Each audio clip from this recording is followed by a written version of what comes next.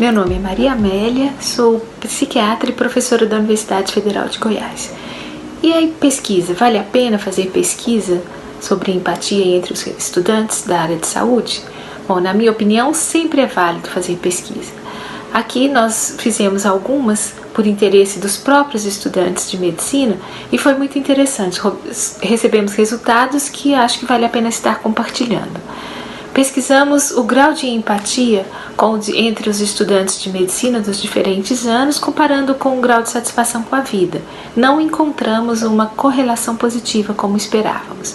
Também fizemos uma pesquisa entre os residentes, comparando residências clínicas e cirúrgicas, e pedimos para que eles se avaliassem e que os pacientes avaliassem após uma consulta o que eles acharam do acolhimento. Houve uma grande aceitação por parte dos pacientes, gostaram muito da forma que foram acolhidos e não houve diferença entre clínica e cirúrgica. São coisas que valem a pena a gente pesquisar e divulgar. Olá, eu sou Lara Torreão, sou professora de pediatria da Faculdade de Medicina da Bahia, da Universidade Federal da Bahia e sou intensivista pediatra. O que me coube responder é o que é necessário para desenvolver a empatia, né? Então, a empatia é uma habilidade interpessoal, social, na verdade, requerida por diversas profissões atualmente nas relações humanas. E penso que para desenvolver empatia é necessário, primeiro, a disponibilidade de uma escuta ativa, uma escuta qualificada que possa captar o sentimento e a experiência do paciente. Então, o profissional de saúde que está preocupado em entender o tipo e a qualidade de experiência que a pessoa está passando, apresentando naquele momento, e que poderá, então, se conectar, ter uma ressonância com algo, um sentimento, uma experiência que já tenha vivido também nesse momento. Então, a gente comenta com os residentes, alunos, que seria sofrer com o outro, mas não como o outro. É buscar se conectar, é uma conexão. Então, tem que ter, primeiro, a intenção e a disponibilidade para que a empatia aconteça. Eu sou Camila Vasconcelos, eu sou advogada em Direito Médico, sou bioeticista e professora da Faculdade de Medicina da Universidade Federal da Bahia. Lá nós ministramos aulas no eixo ético-humanístico e por diversas vezes, quando vamos abordar esse assunto da empatia, há sempre uma dúvida sobre se é possível ensinar.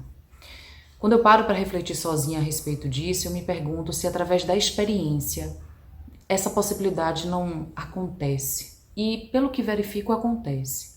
Sempre que nós estudamos algum caso, sempre que nós colocamos alguma história, sempre que nós apresentamos a realidade de outra pessoa para aqueles estudantes na área da saúde, em especial os estudantes de medicina, parece que a realidade ela é descortinada e as dores que estão sendo vivenciadas pelas pessoas, elas passam a ser possíveis no sentido de serem apresentadas.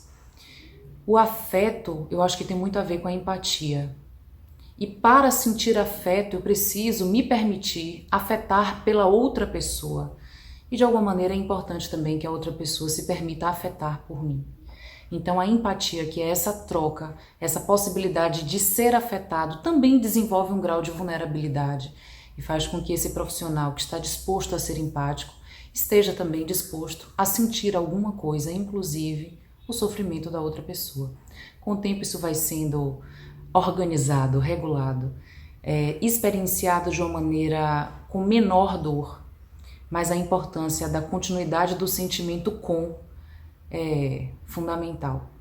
Então é importantíssima a experiência da empatia, é importantíssimo entender que de fato nós podemos apresentar empatia para as pessoas e elas podem entender que sem empatia não há prática na área da saúde com o verdadeiro significado do afeto, com o verdadeiro significado da relação intersubjetiva que se conforma entre duas pessoas. É isso. Olá, meu nome é Josemar Moura, eu sou professor de Clínica Médica da Universidade Federal de Minas Gerais e gostaria de dar uma contribuição para vocês. A minha pergunta em relação à empatia é: o que o estudo da empatia, ou conhecer melhor a empatia, no que isso pode ajudar na prática do dia a dia, no atendimento aos indivíduos que necessitam? A questão da empatia como nós podemos ver, que tem várias definições. E, na minha opinião, o que é importante, né? Quando a gente se coloca no lugar do outro, ou tenta se colocar no lugar do outro, existe um objetivo. Como o objetivo da consulta é da gente poder fazer algo pelo outro, ou tentar compreender a demanda que o outro nos traz, para, a partir dessa demanda, dentro da sua interpretação do que o outro vive. Porque sempre a gente parte do pressuposto que, se colocar no lugar do outro, a gente não consegue, por mais que a gente não consiga totalmente, é importante que a gente entenda o contexto de vida que o outro indivíduo enfrenta, das suas relações pessoais, familiares, não só dos seus sofrimentos. Não é simplesmente sofrer o que o outro está sentindo, que até porque, na minha opinião, isso não é possível. Mas pelo menos tentar compreender, entender o outro, e nessa demanda que o outro apresenta, o que eu, indivíduo, posso fazer para contribuir, para colaborar, para amenizar o sofrimento, para ajudar. Essa eu acho que é a definição mais interessante da empatia do ponto de vista de aplicação prática no contexto do ensino médico e também no contexto da atuação do profissional de saúde no seu dia a dia. Muito obrigado e agradeço a todos pela aula. Meu nome é Eliane Perlato, eu sou professora do curso de Medicina da Unifenas BH e eu estou aqui para falar sobre quais são os recursos que estão sendo utilizados para ensinar empatia no curso de medicina no âmbito da graduação. Então, vários recursos têm sido utilizados, dentre eles a literatura, o cinema, a música, recursos estes que estimulam o aluno a perceber melhor o sentimento que envolve o sofrimento de um indivíduo que está doente. Então, esses exercícios que envolvem reflexão, eles são muito importantes para desenvolver a empatia nos estudantes de medicina. Nesse contexto, o mapa da empatia em saúde, que foi desenvolvido na nossa universidade, na Unifenas BH, ele se mostra uma excelente ferramenta porque ele estimula o estudante a refletir sobre os seus próprios sentimentos e sobre os sentimentos do paciente, melhorando então a relação empática no momento da consulta. Olá pessoal, meu nome é Amanda Galvão de Almeida, eu sou professora do Departamento de Neurociências e Saúde Mental da Faculdade de Medicina da Bahia, Universidade Federal da Bahia, e a minha pergunta seria: como podemos contribuir para um incremento da empatia durante a formação do profissional médico? Eu tenho uma colaboração dentro do componente curricular de psicopatologia do 7º semestre com a professora Maria Eugênia Viveiros Millet, da Escola de Teatro da UFBA, e há 3 semestres nós temos 4 ou 5 encontros integrando estudantes da Escola de Teatro e da Faculdade de Medicina, com o foco em trabalhar questões relacionadas à empatia, especificamente empatia no contexto da comunicação e da comunicação de notícias difíceis.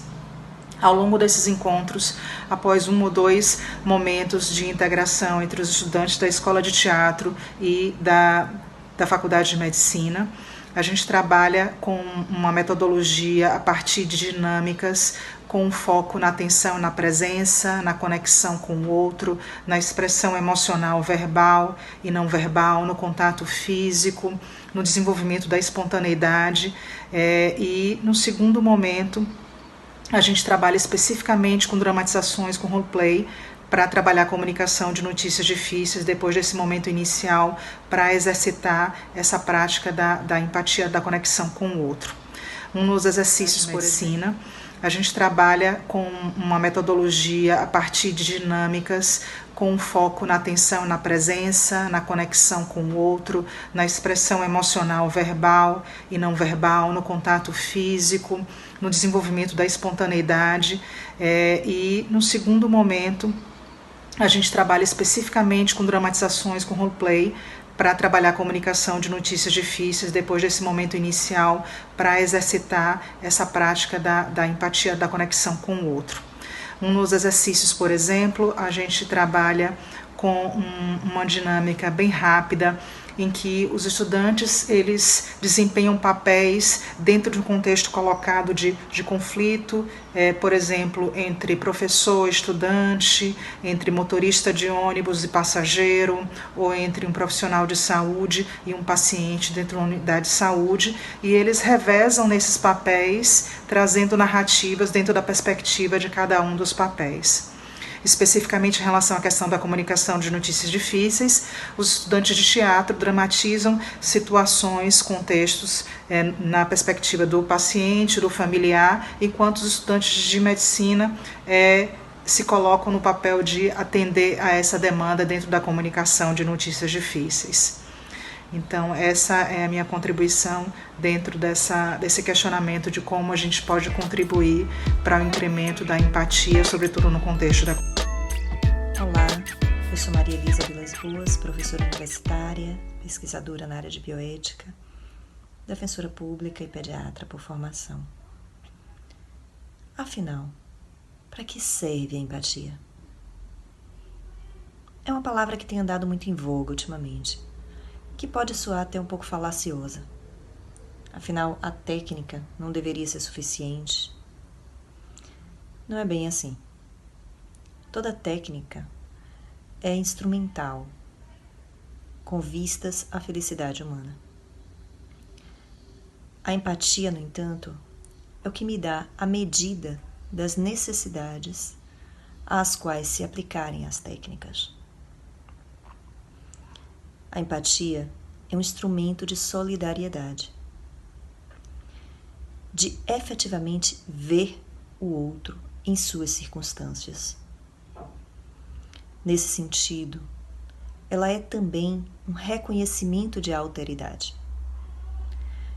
Não se trata de um se eu fosse você, mas de um buscar compreender o lugar do outro em seus sentimentos, em suas circunstâncias, em seus sofrimentos, de modo que ele se sinta efetivamente acompanhado e, com isso, a sua dor menos solitária.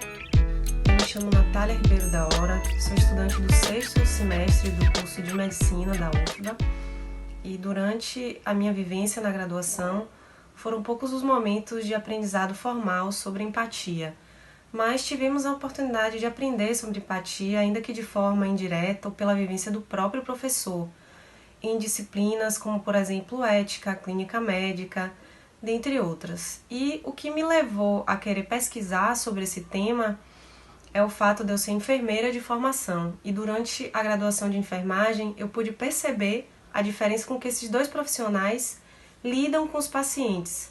De um modo geral, os médicos tendem a manter um certo distanciamento do paciente. Eu acredito que isso aconteça, talvez, por conta da graduação desses dois profissionais. Porque durante a graduação de enfermagem, nós discutimos e aprendemos muito sobre o cuidado. Enquanto que na graduação médica, nós aprendemos muito sobre a doença do paciente, as formas de diagnóstico e de tratamento deles.